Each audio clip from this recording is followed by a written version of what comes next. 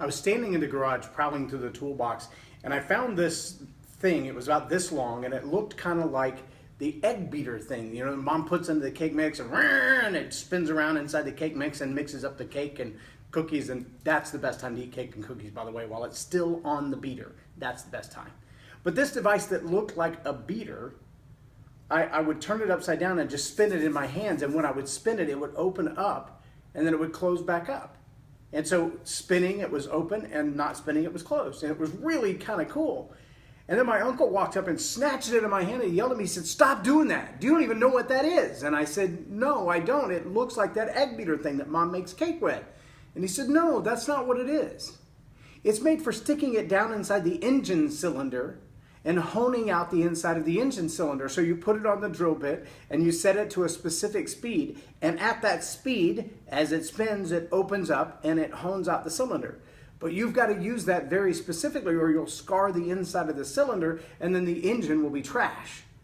So if you spin it and get it out of balance when it's not spinning at the right speed, or you spin it and it's not inside the cylinder to open up against the walls, it can break the springs, it can knock the weights out of balance, it can ruin the whole thing. And these things aren't cheap.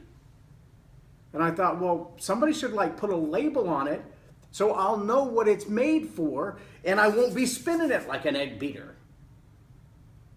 Now, how many times in your own life do you find yourself doing those things that, well, it could be used for that? I mean, I could have easily taken that thing and stuck it right into the egg beater and you know, made a cake. And I would have ruined the cake because it would have had metal shavings in it. And I would have ruined the cylinder home because that's not what it's made for. But it looked just like that. It would do the same thing. I could put it in a cup of coffee and spin it around to stir the coffee and mix the creamer in. And it would work for that, but that's not what it's made for. You getting the picture? In 2005, we accidentally started a DJ business. Yes, I know, accidentally started a business seems like an oxymoron, but we really did. We had this kids event that we did every weekend from 96 on up. In 99, we started managing a location in Coppell. In 2005, we had a DJ that was just horrible. And so when we bought the franchise, we decided that we wanted to have a better DJ than the contract that we had. And in sarcasm, I told my wife one day, I could accidentally do better than the DJs that company's been sending over here. Well, the next weekend they sent somebody who was worse than they'd sent before, and I fired them. And the following weekend we didn't have a DJ until Friday afternoon, and my wife said, well, who's going to be our DJ? And we joked and we kidded about it, and then I called a friend who was a DJ and said, how do you DJ? And we bought a bunch of music, and I went to the pawn shop and bought some equipment, and I went to the local audio store and I bought a pair of speakers, and that night I DJ'd. And the first night I was DJing, a lady walks in and she said, you know, I've been standing over there watching you for a couple of hours now, and I am amazed at how you engage with the kids. It's so incredible to see how they react to the music that you're playing, and you're out there on the dance floor with them and you're cutting up with them. She said, I just wonder, would you do this at our school event? We're having a field day coming up soon. And I thought, well, I guess I could. I said, does it pay? And she said, well, it does, but our budget is small. It's only X amount. And when she said the number, I went, what? Are you kidding me? That's more than I make a day at work. And it's like 5 times what I'm paying myself here now. So I agreed. I said, I'll do it. I took a vacation day from my regular job. I packed up my DJ equipment. We showed up at her school and we did that event. We did that same event for that same school for 5 years. Fast forward, and here we are in 2016. And 2 weekends ago, I was called to DJ an event. Now, the reason they called me for this event was because they had been attendees at a larger event that I had DJ'd, and they said, he is so good with music selection. The parents were dancing, the grandparents were dancing, the kids were dancing, all the way down to the little kids. Everybody just had a great time. We want him to come and do our house party.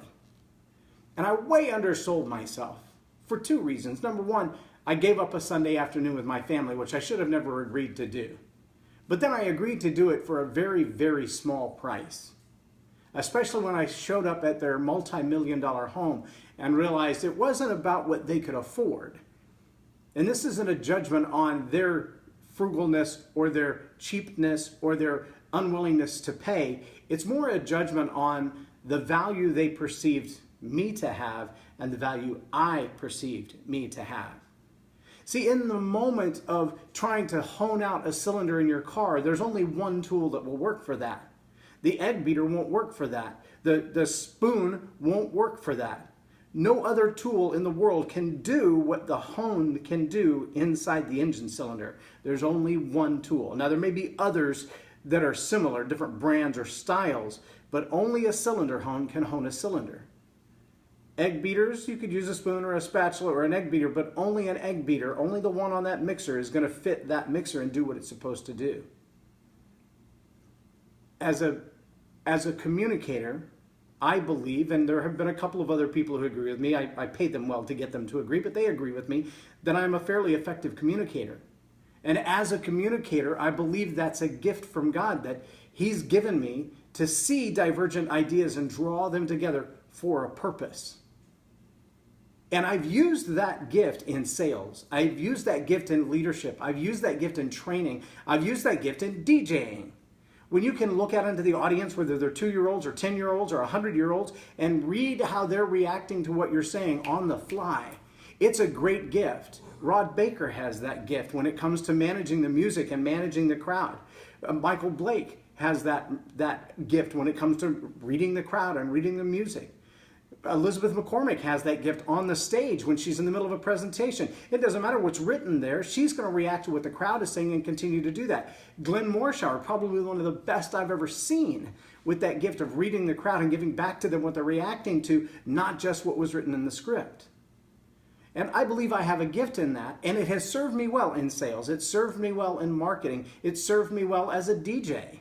But I don't think that's what God gave it to me for. And so as I stood there and these young people at this particular event came to me with a list of songs to play, the first thing that went through my mind was, but your parents hired me because they like the music that I play. And the stuff that you've handed me on this list is not stuff I would normally play. So I'm not going to play that without Mom's approval. Well, while they were going to get Mom's approval and coming back, I looked up some of the songs on the list.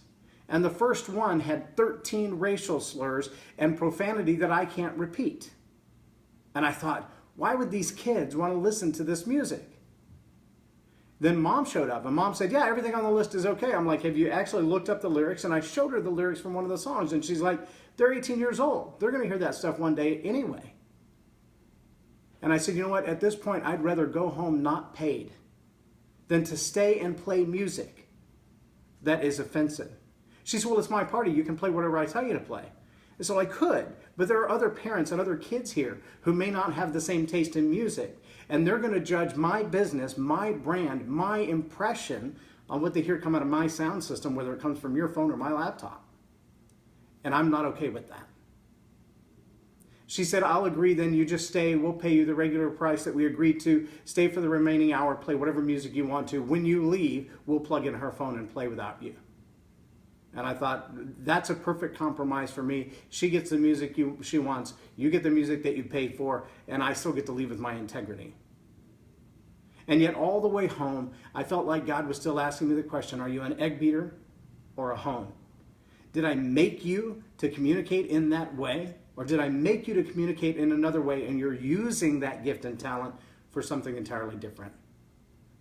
So I want to challenge you with the same question. But first I want to read this brief passage. And it's a little longer than brief. It's 2 paragraphs, but maybe 3. It's very important that we look at the way we relate to God, both the ins and outs of life, the ups and the downs, the good choices and the bad choices, the internal attacks that we create for ourselves and the external attacks that come at us from all around. The first part of this is in the Facebook post there, but this is in Jeremiah chapter 33. It says, this is God's message. The God who made earth, made it livable and lasting, known everywhere as God. Call to me and I will answer you. I will tell you marvelous and wondrous things that you could never figure out on your own. You don't know if you're a hone or an egg beater until you've asked God that question. I recently saw a post by Dr. Kerry Wood, one of the teachers and professors at the King's University. He's also on staff at Gateway. And his post was really simple. He said, are you on a career path or an assignment from God? Wow, what a huge difference. Because you could easily take a hone into a career path and use it to smash rats over the head or to mix coffee at Starbucks. You could use that hone to make eggs, or you could put that hone in its assignment for what it exactly was made for. Are you on assignment from God, or are you on a career path? Let me carry on.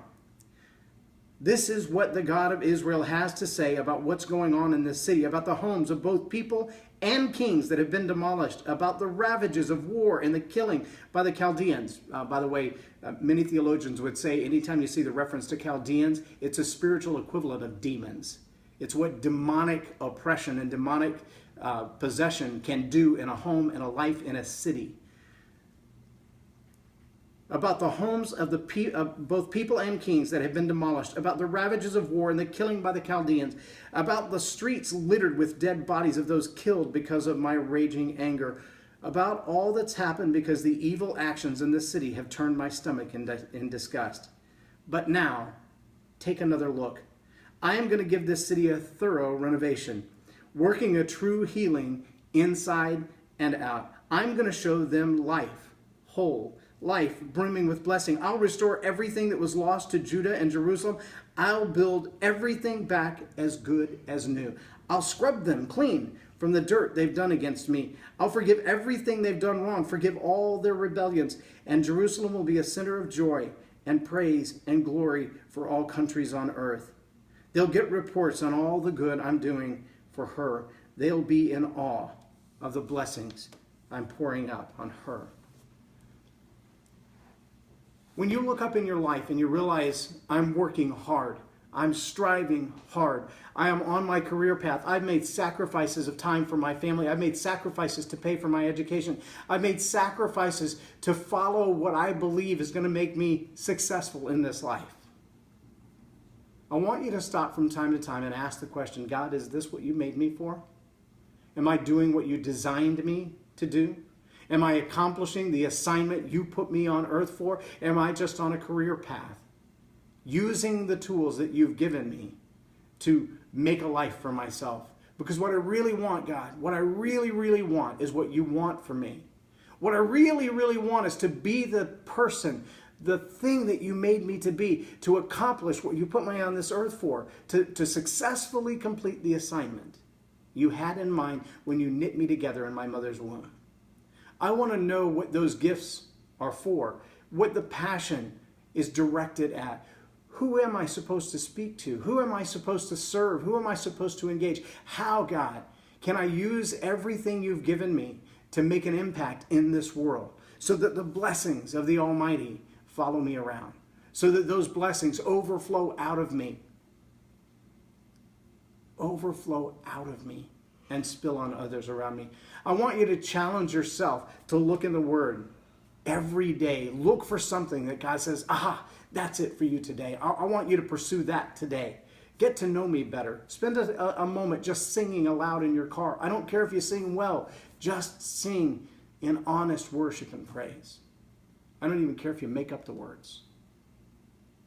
But don't let a day go by that you don't ask and at least try to answer the question, God, what did you make me for? Why am I here?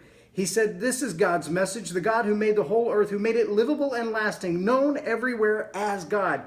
Call to me, and I will answer you. I will tell you marvelous and wondrous things that you could never figure out on your own. Ask God, what am I made for? What's my assignment? Why am I here?